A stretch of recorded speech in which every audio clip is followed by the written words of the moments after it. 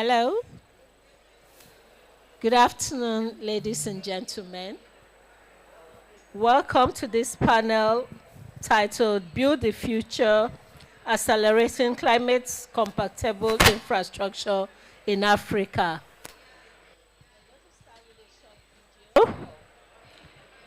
We're going to start with a short video, then I'll bring up the panel members. Thank you.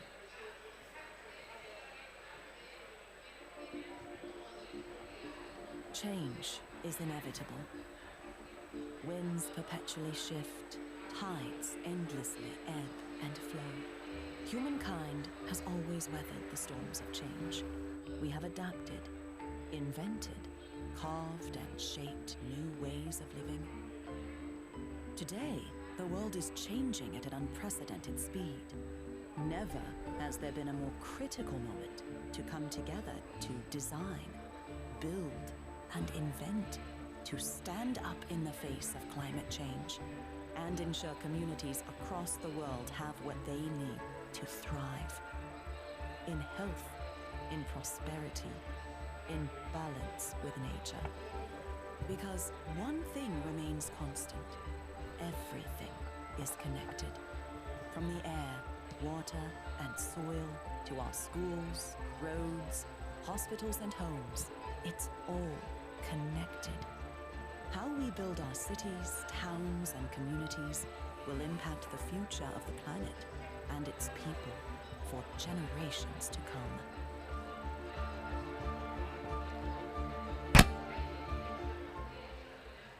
Thank you very much. Unfortunately, I think the audio didn't work very well on the video.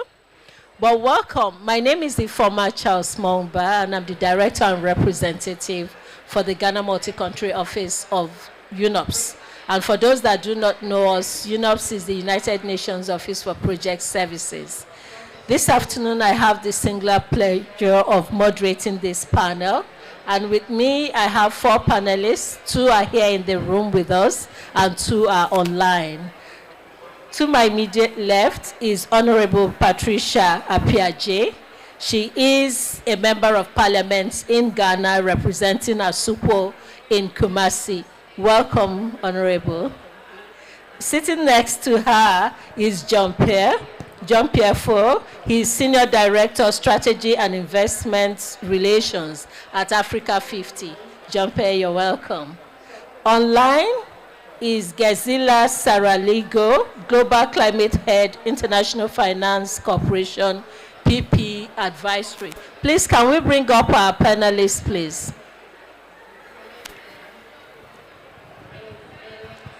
Thank you, Gezila. And also Dominic O'Neill, Executive Director of the Sanitation and Hygiene Fund. Welcome, Dominic. Thank you. Ladies and gentlemen, investment in climate-compatible infrastructure, such as low-carbon and resilient infrastructure in Africa, remains below estimated needs. Indeed, despite bold commitment by the financing community to support developing countries at the COP26 last year, collaborative actions between financiers and government are urgently needed to understand and address investment barriers in order to scale up investment and advance climate action. This session, it will explore practical actions to address these gaps and these challenges in mobilizing investment in climate-compatible infrastructure, especially at the early stage projects. So this dialogue this afternoon brings together, as I've introduced the panelists, perspectives of government, which Madam Patricia will be bringing, and experts on development financing, and I've introduced the other panelists, and government advisory groups as well, to identify and prioritize high-impact solutions and policy measures that are urgently needed to mobilize investment in climate-compatible infrastructure in Africa. And so, without wasting much time, I would start with my first question to the panelists. So this is a general question to all 4 members of the panel. Africa is disproportionately affected by the negative impact of climate change, emphasizing the need to enhance adaptive capacity, strengthen resilience, and reduce vulnerability to projects, lives, and livelihoods. Countries like Ghana has worked with partners with UNOPS, UNEP, Oxford, with resources from GCA to develop a resilient infrastructure roadmap. And this roadmap has identified pipelines of climate adaptation infrastructure projects. Mobilizing finance for these projects is the important next steps that we need to be taking. So what are the priority issues in the enabling environment of developing countries in Africa that significantly influence financiers' decision to invest in climate-compatible infrastructure, and how can these challenges be addressed? I'll start with Madam Patricia, please.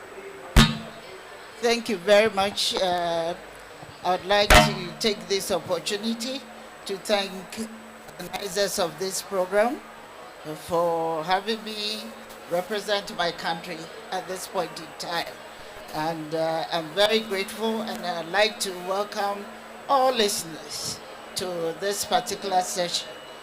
I think this is an interesting question, and in no doubt, there are issues out there.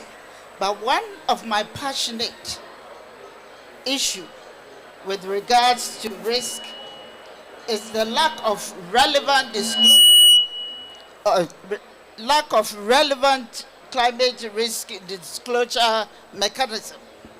It is one of the areas that we should be looking at, because having in place relevant climate risk disclosure helps to boost the confidence of investors, as well as people who are churning out programs out there.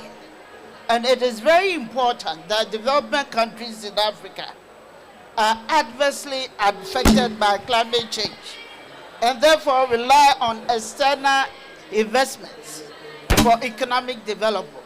But however, these approaches to climate risk disclosures and integration of issues into decision making must be well designed in a manner that encourages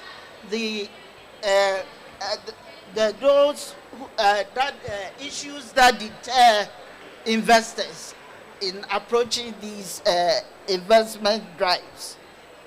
One other issue is about political stability. In about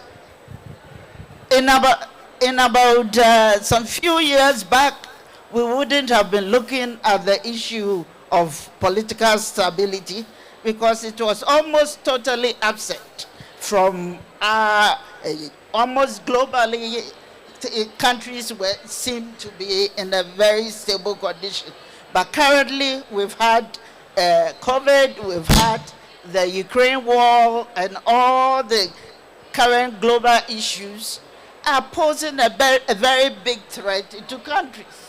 So it is very important that we look at the issue of political instability. I'm sure investors will be very much interested in looking at that aspect. And then the other one is also debt overhang. And these priorities are areas that governments should be looking at critically when attracting investors into taking up with these investments in addressing climate adaptations. Thank you so much. John Pedro, you want to respond to that too? Thank you. Thank you very much. Yes, I definitely concur with your comments, Madam Patricia. I'll add a few. Importantly,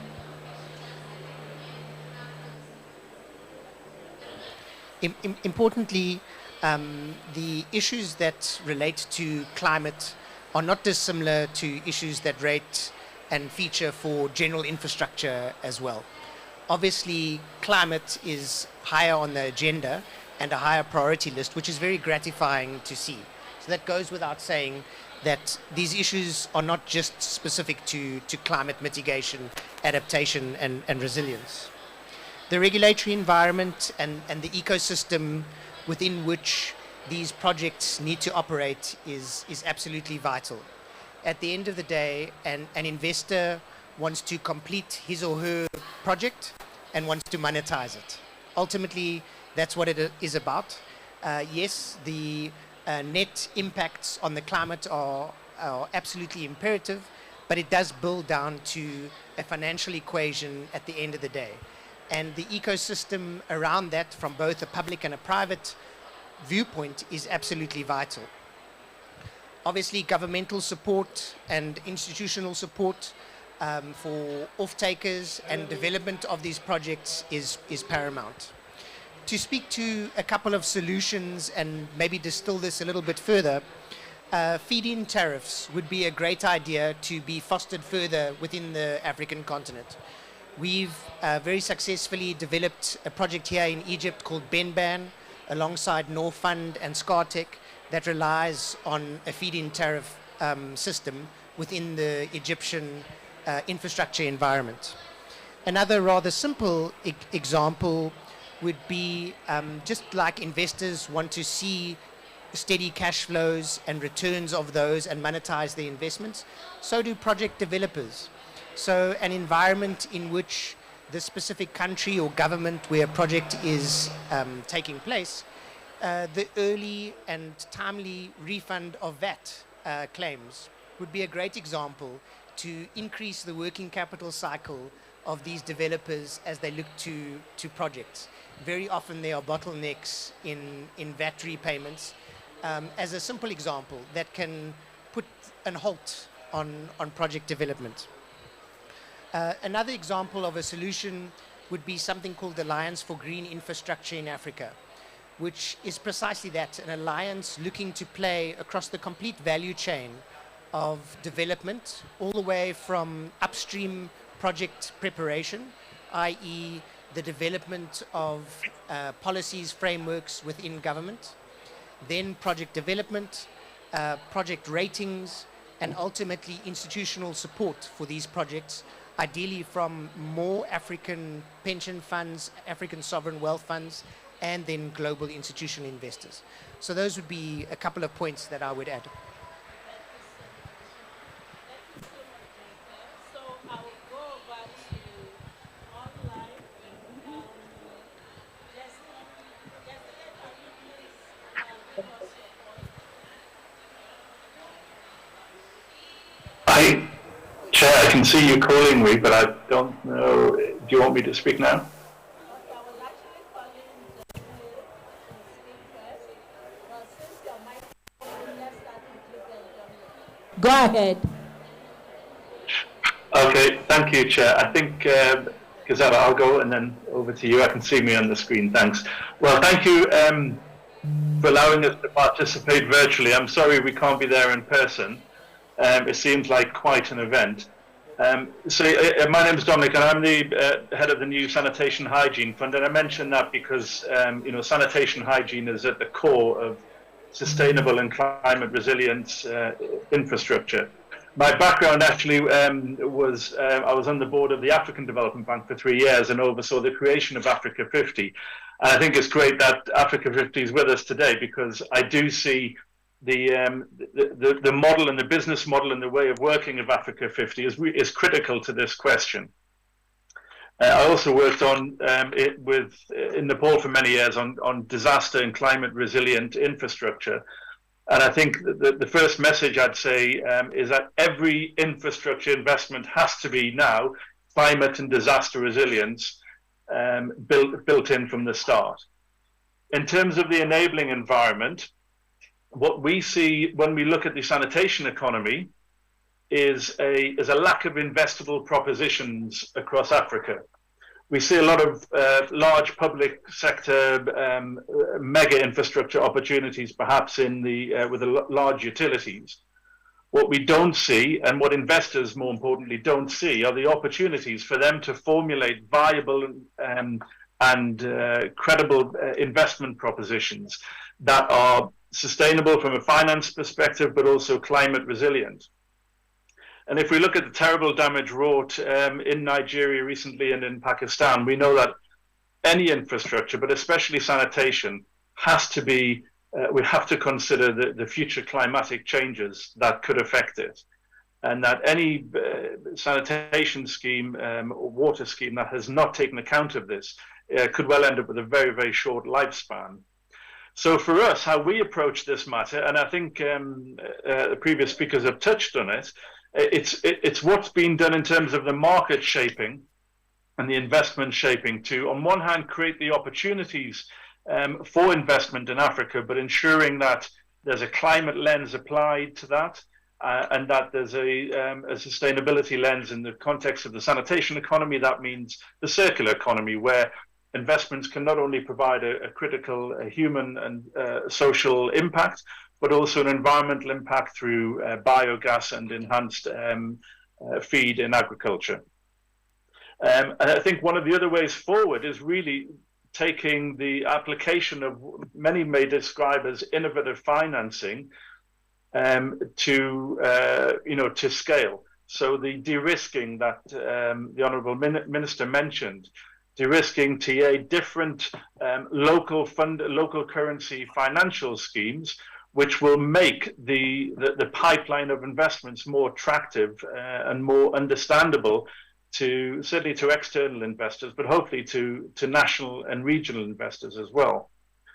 I think it's important, certainly as we engage with our government partners, that the government is clear on its role in this process, as in this context of the sanitation economy, as the governors of the sanitation economy.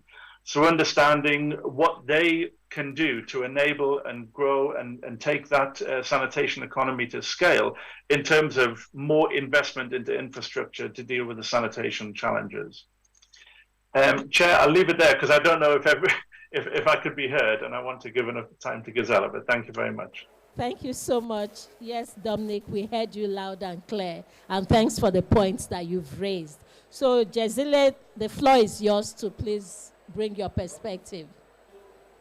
Thank you so much, and wonderful to be here with you virtually. I think you're going to begin to hear common threads throughout all of our discussions. But when we talk about an enabling environment, it's really critical, and it's all about partnerships. At IFC, at the International Finance Corporation where I work, we have worked with governments for over 30 years to deliver public-private partnerships, PPPs. And we know PPPs are a key tool for unlocking climate finance and meeting the climate challenges of our time. We know there is private capital willing and able to invest in these projects, but to mobilize climate finance at scale requires a number of components which form part of the enabling environment. Let me just elaborate on some of those. Clear project governance structures, such as PPP laws, policies, regulatory frameworks that provide clarity to both public sectors and investor. Strong government capacity to plan, prioritize, and develop projects. Transparency is also key. Project sustainability, balancing affordability for governments and users and bankability for private sector is always the goal and a challenge, frankly, for PPPs. And all of this really to develop far more well-structured climate smart projects that make it to market. One of the key things that we see when and we do try to make a difference here in helping facilitate the adoption of enabling policies that strengthen project frameworks and increase opportunities for investment. Let me give you an example. We've worked years back with IFC's Scaling Solar program that pioneered an innovative approach using a robust PPP model and helped governments and other stakeholders to develop a solid pipeline of bankable solar power projects. What did this mean?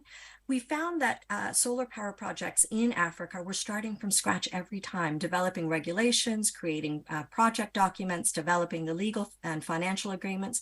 By working to standardize this process, we've made it faster and easier for developing countries to procure solar power, reduce project costs, and increase investor competition for projects. With IFC support, Zambia ran a tender for solar in 2016 that resulted in the lowest auction price seen in Africa.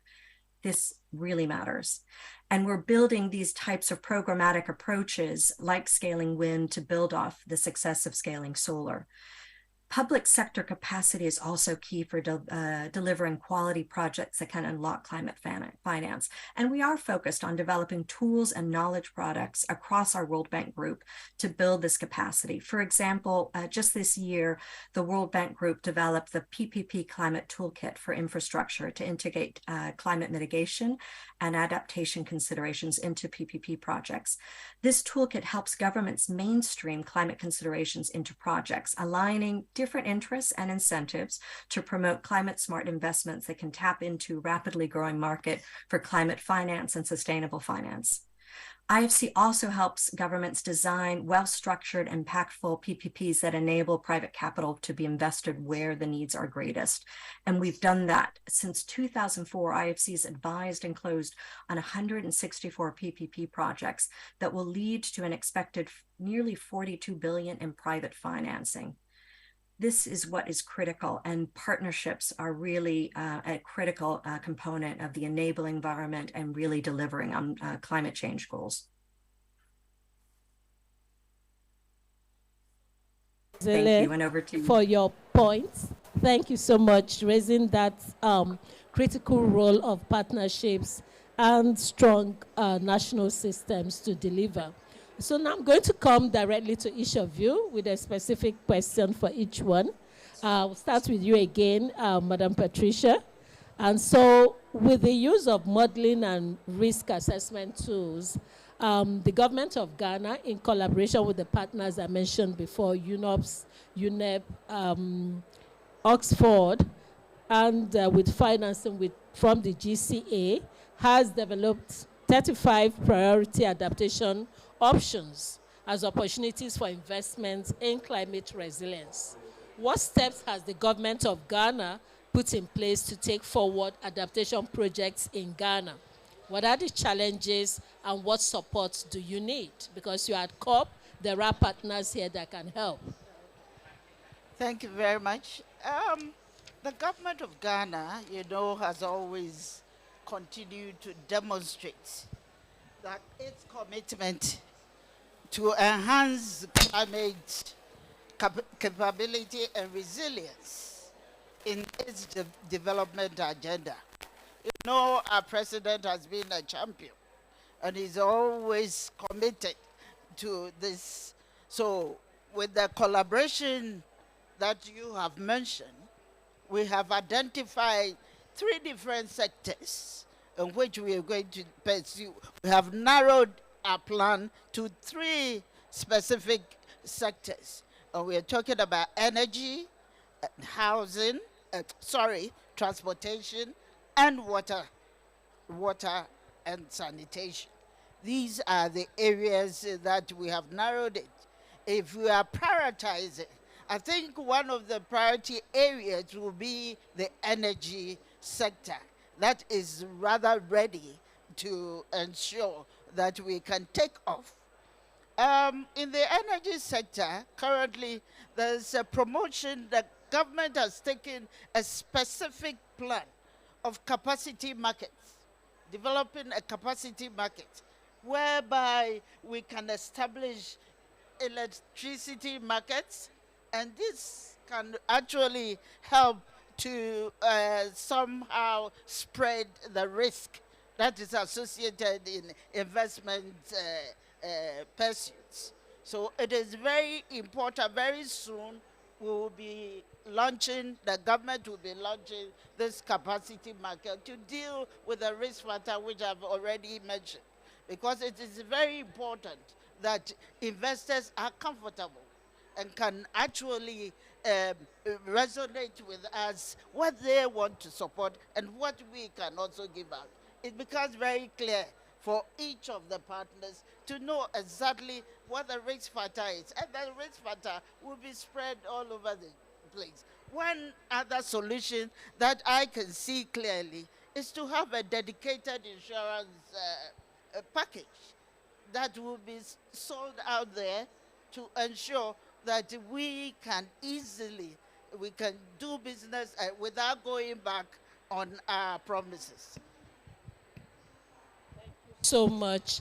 You did mention, please hold the mic. I just want to come back to you on the capacity markets you were mentioning and how you think the government of Ghana's readiness is to take this forward. Because right now, with COVID and every other thing that's happened, investors are nervous. What is the government of Ghana doing to bring that reassurance to them? I think currently we have drawn up the rules. We have drawn up the rules of engagement for this capacity market, and very soon we are actually looking at this year, before the end of this year, to be able to. There's some work to be done on that. It will give an assurance. It will give some comfort to investors if we are able to do that, because we are spreading the risk. It doesn't really lie with the government now. The risk factor will be shared. You know exactly, if you remember in my initial statement about the enabling environment, I was looking at a mechanism of ensuring that all these risks are highly disclosed. And if they are disclosed, the investor will have to make that decision whether to undertake that risk or how we're going to get into some kind of engagement to be able to address what the risk factor and how we can share our risk in this return. So it's quite specific. We are very serious about it, and we want to ensure that because the energy sector is a priority area, we are going to engage in that. Thank you so much. I do know that Jessica, you wanted to come in on that point. Did you?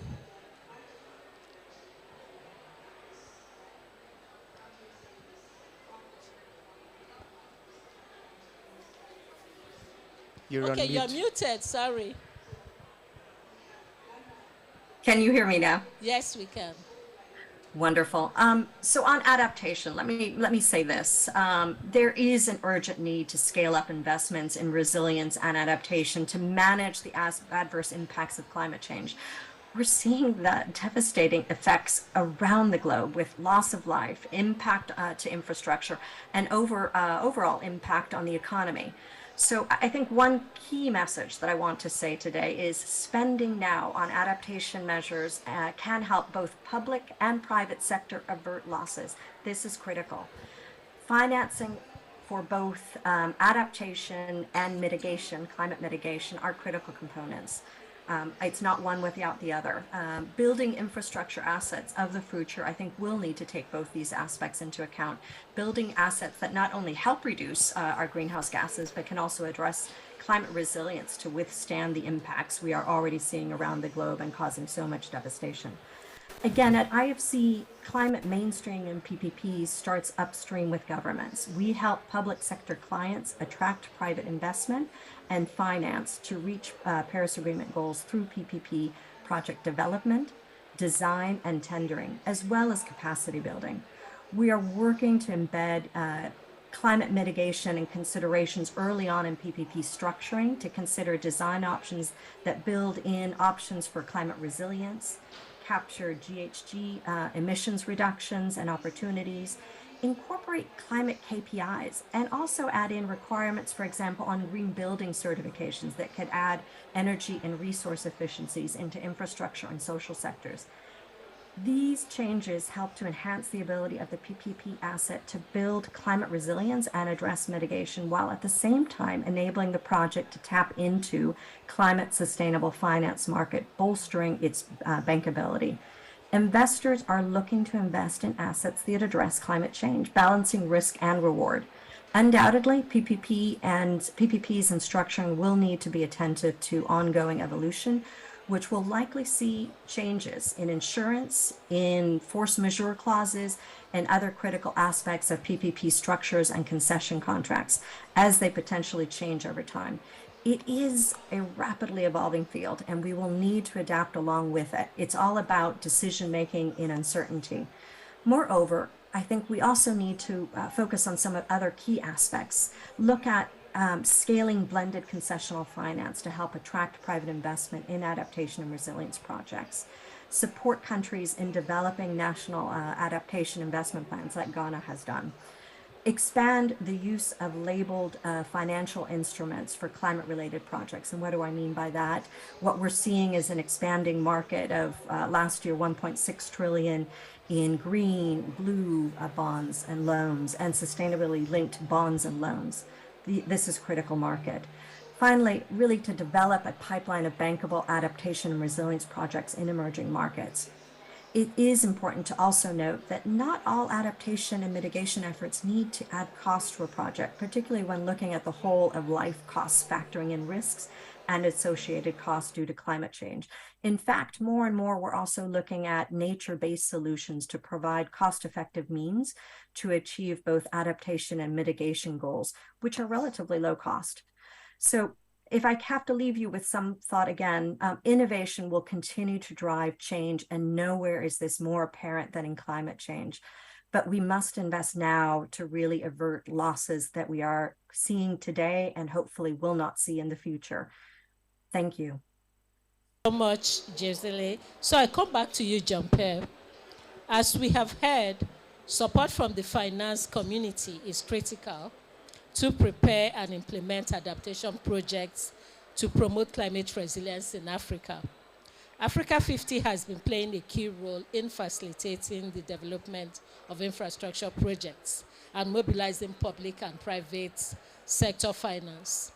From your experience, what measures can you encourage public and private sector investors to finance the development of early-stage climate-compatible infrastructure projects in Africa?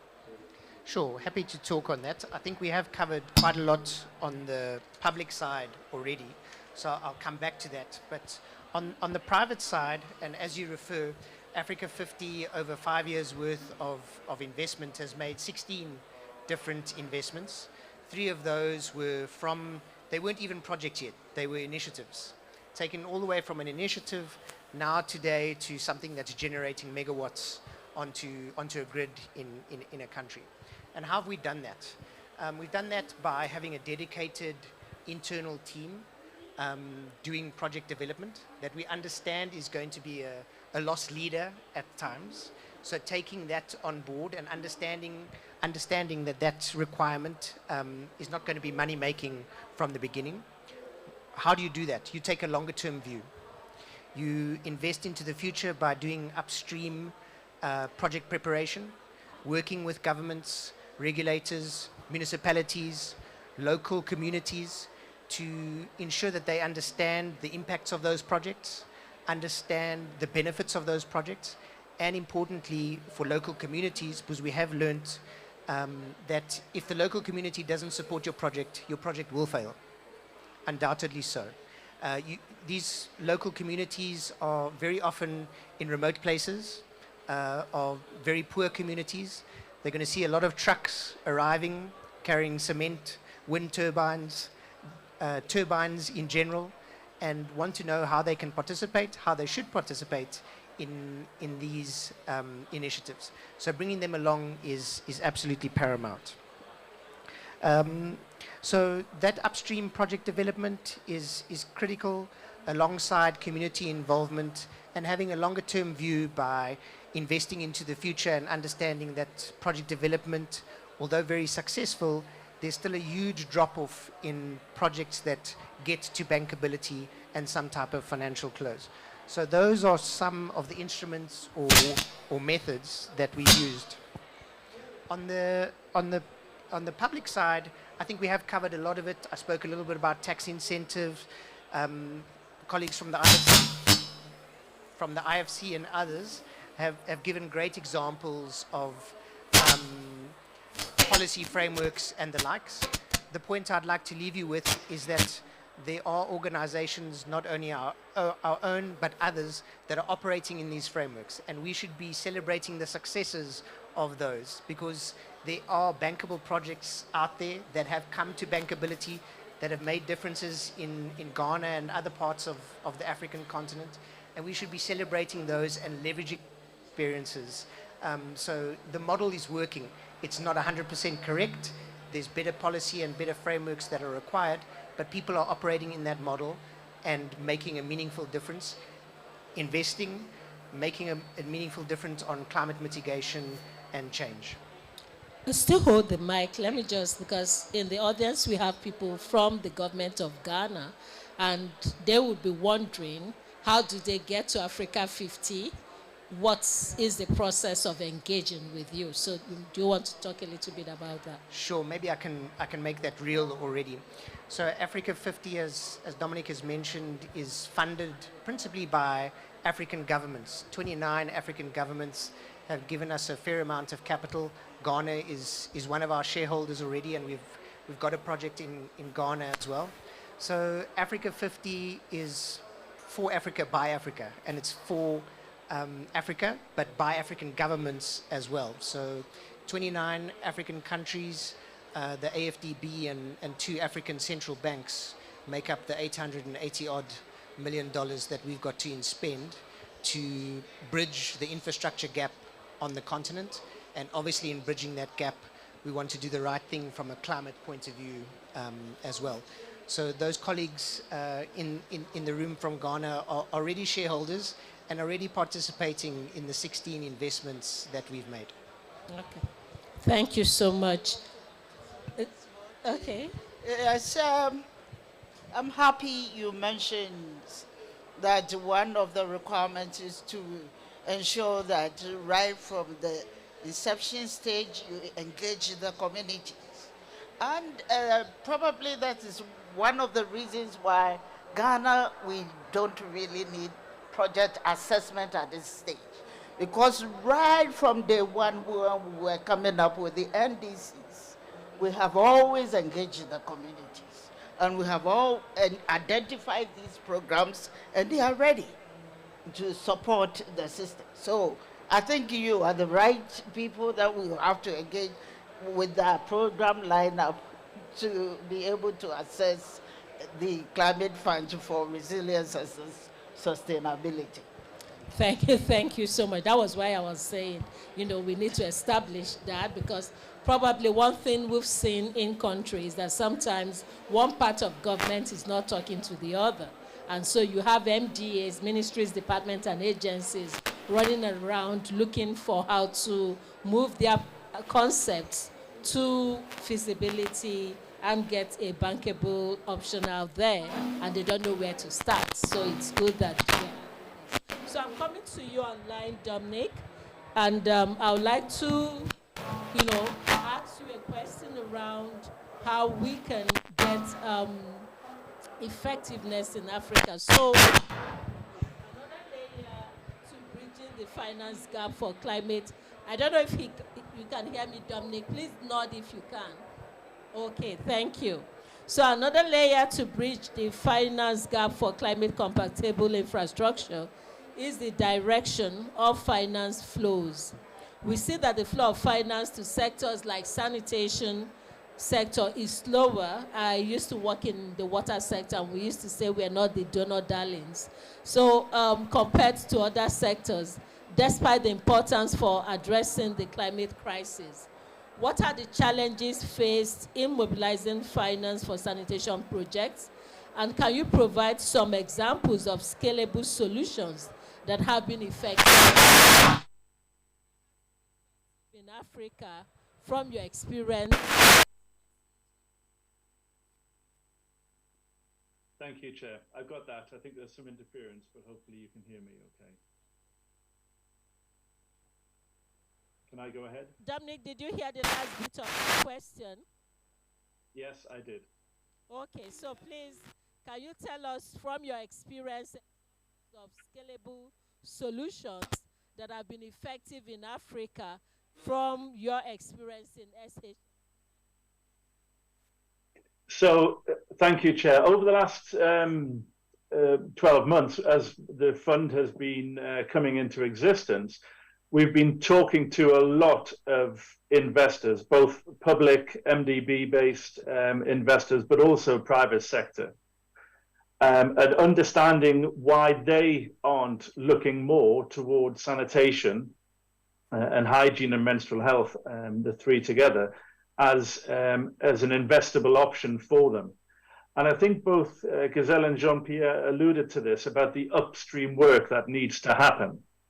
I think the sanitation economy, as we describe it, and we've put an economic value onto that, is not on people's radar. There may be different reasons for that. There may be aesthetics, and maybe, but I think at the core of it, there's a lack of data and understanding about the opportunities in the sanitation economy. So what, and in fact, Gazelle talked about energy, and we've been drawing a lot on the experience of the growth and evolution of investment into off-grid energy over the last decade. And so we actually, within the SHF, we do focus on off-grid sanitation solutions. And we believe there's a lot that can be learned there. 10 years ago, 15 years ago, that you weren't seeing anything like the sort of investment and interest in off-grid energy schemes that you see today. They're very common. There's a lot of innovation driving better performance and better delivery. So we look to that sector and that particular subsector of off-grid energy as inspiration. And as we've spoken to people, really the issues are about matching intent, so that you're finding investors and partners, and Gazelle mentioned partnership and collaboration. This is critical. Matching people's desire for the same type of impact, matching risk appetites. And as the Honourable Minister mentioned in her opening speeches, there are very different approaches to risk for investors on the African continent. So that's at the core of trying to find and articulate the opportunities, and to put in place the means to attract in, and not to have innovative finance necessarily, just to have financing opportunities. The challenges for us, Chair, and then I will give you, I'll give you some examples, although there aren't as many examples in Africa as there are in Asia. The challenges for us as being part of the UN is that we have to ensure, as we go through this, that we're not just involved in sanitation schemes that benefit those who can afford to pay. We have to deal with the leave no one behind principles, and have a very keen focus on the social impact as well as the environmental impact, and ensure that we're looking at the most marginalized and vulnerable communities as part of an overall approach to the sanitation economy. And that is a challenge when you're talking more investment-based operations than the traditional grant-based operations, which it's much easier to focus on the more vulnerable and marginalized communities. But we know that the sustainable way forward for climate resilient sanitation schemes is by involving private sector partners, private capital, to really make this a viable long-term economic investment opportunity. One of the challenges for us, and we have the other two institutions on the call are from financing institutions who are very familiar with financing means. What I've learned is that the UN and others still have, we have to really be clear on the role that we can play and find a means of delivering the sort of de-risking support that is much needed, so that the likes of Africa 50, IFC, the African Development Bank, can come and bring their capital into the, into an investment. So that's where we are at the moment, trying to de-risk overall the sense and the perception of the sanitation opportunities, the sanitation economy, so that investing in sanitation schemes and off-grid schemes are as common as investing in off-grid energy. There's a few good examples. Ghana is very busy in sanitation schemes. The examples we've been looking at most closely are in Kenya, where there's some good SMEs that are growing and providing very good off-grid energy solutions, some of whom are providing biogas, some of whom are providing enhanced fertilizer. So there's a lot of schemes, but I have to say the approach we've found or the opportunities in Africa are much less than we see visible in the likes of South Asia and Southeast Asia. So we are trying to bring that South-South learning to play, and also looking as well to Latin America and Brazil in particular, where there's a lot of interest in bringing over technology and hopefully investment as well. That's experience sharing. Now I'm going to move to the audience, but I just wanted to emphasize something that he said about data. Something he said about data.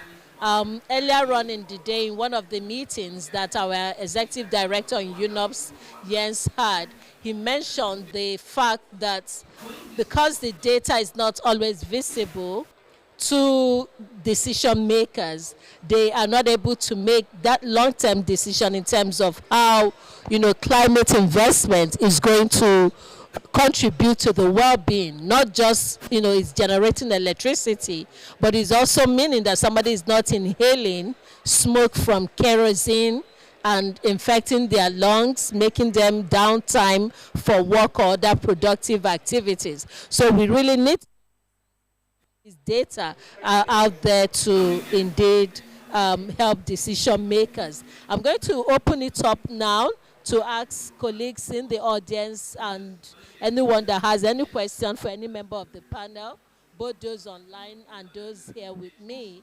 If anybody has a question, we'll be happy to take any questions at this time.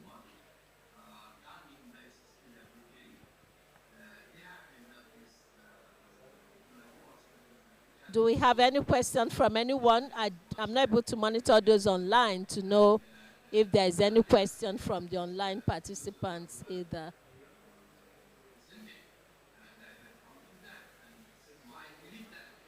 Okay, if there is no question in the room, I'm happy to go back to the panel members to pick up on some of the comments that have been made earlier on. Tax incentives. John Pierre, let me come back to you to elaborate on that. In your opening remarks, you mentioned VAT.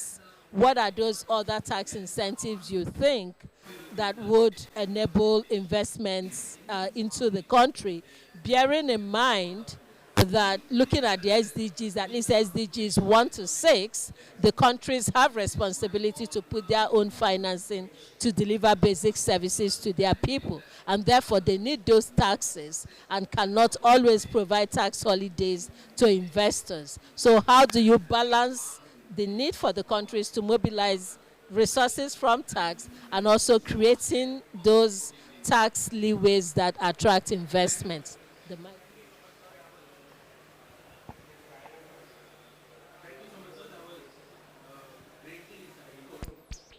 It's a very good question, because as you allude to, you definitely do need to find that balance between keeping a fiscus alive and providing an incentive. The reason I use tax as an example is it's probably the easiest one from a policy point of view across the African continent to change. Authorities have the power to give tax holidays or provide some type of tax incentive without going through some type of legislative change.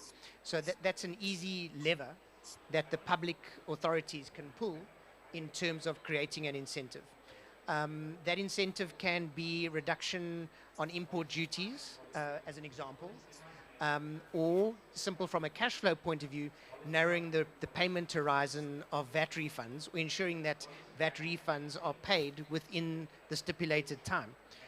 So it's simple methods like that. I'm definitely not trying to advocate at all that there becomes massive tax incentives, because that would lead to potentially perverse behavior.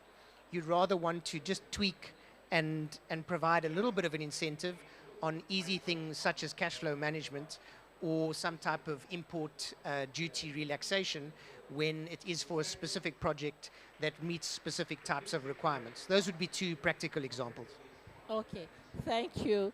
Jazile, let me come to you on blended financing, because most times, it's a word that is brandished, and sometimes implementing partners do not quite understand that.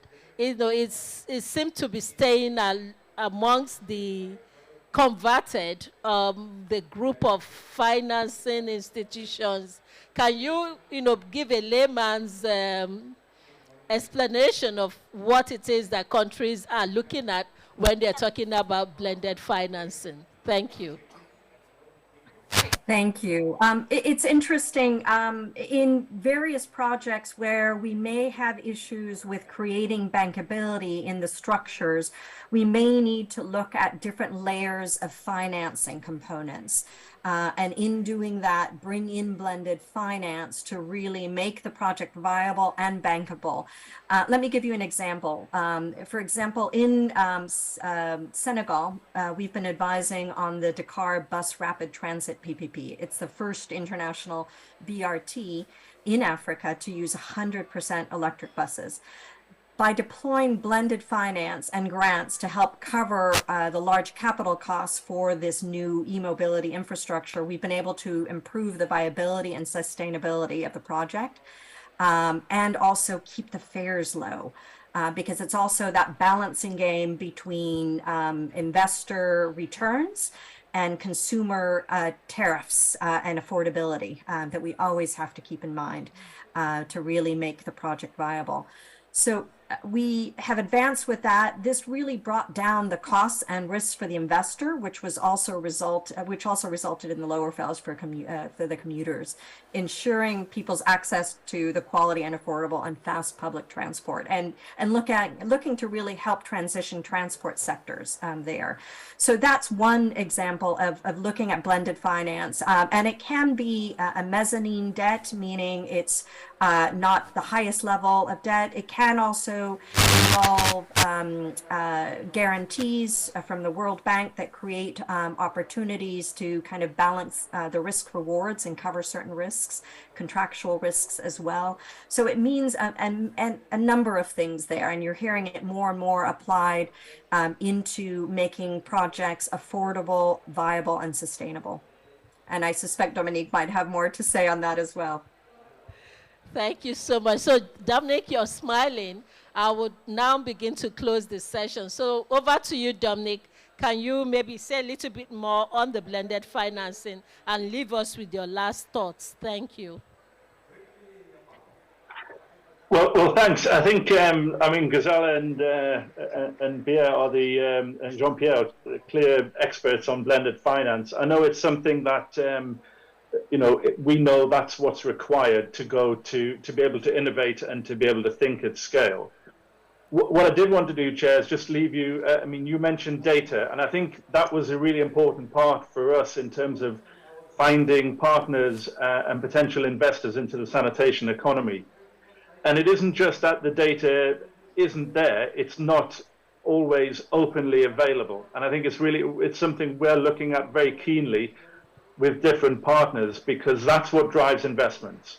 What are the revenue streams? What are the customer bases? What are the dynamics of an investment? And that's all based on data. And that, in too many cases, is owned behind a closed shop that is not easy to share. So it's really important, if we're going to be able to go to scale and put together, blended investments and others, then we have to have better access and more open access to data. And this will help us demonstrate that these types of investments can be a clear win-win. Investors can get participation, they can develop their portfolios, and the communities can get a direct and real impact and hopefully more climate resilient impact. The last word I would say is collaboration, because all of this requires people and institutions to think and work differently to the current status quo. In so many cases, we get wrapped up in our own focus, our own institutional priorities, but I think we need to really put communities, countries, governments front and center in terms of them being able to express what their priorities are, and us as development finance partners to be able to react to that in the most effective way, and to be able to bring global expertise, whether that's in climate resilience and the sanitation economy, on financial innovation. And so, thank you for the session, and it's great to see the government of Ghana taking such a lead role and participatory role. Thank you. Thank you so much, Dominic. So, Madam Patricia, what will be your last word in terms of taking forward the 35 projects that have been identified in this infrastructure roadmap for Ghana? My final words will be, initially we've mentioned something about partnerships and collaboration. And I think that is exactly how we are pursuing this course. We've already collaborated with the institutions that we've mentioned, and we've come out with 35 projects. What we want is to ensure that we will have the financing, but we can partner with investors to address the financing bit, because we've done a lot in terms of preparation towards the project. We've engaged a lot and we've collaborated in so many ways. So what will be required is an investor who is really interested in collaborating with us, with all the incentives that we are providing, especially currently when we want to ensure that we disclose the risk involved, and we won't go back on our word or go back on the arrangement that we've had. We are going to assure everyone that this will be the way to go. So I'm going to invite all investors to critically have a look at us. There's a current innovative move that has been made by the president.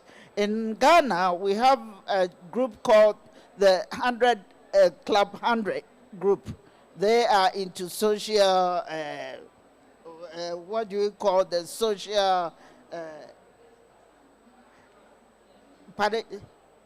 the social investment. They are into that. And what our president is engaging them on is to ensure that they can collaborate and pool resources together and at least invest in one of the projects that have been identified. And he's always engaging with them. These are some of the homegrown initiatives that we want to put out there, but we are ready.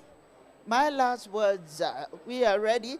We have identified the areas, the naughty areas that we need to address, and we are ready for any of them, because we have already lined up the projects. 35 is not a main thing, and we are ready for any investor who is interested to invest in our climate or adaptation infrastructure. Thank you very much. Thank you so much, madam. So, John Pesh, she said they're ready. What's your final word? Yeah, would love to engage. A couple of things. I think refine by doing.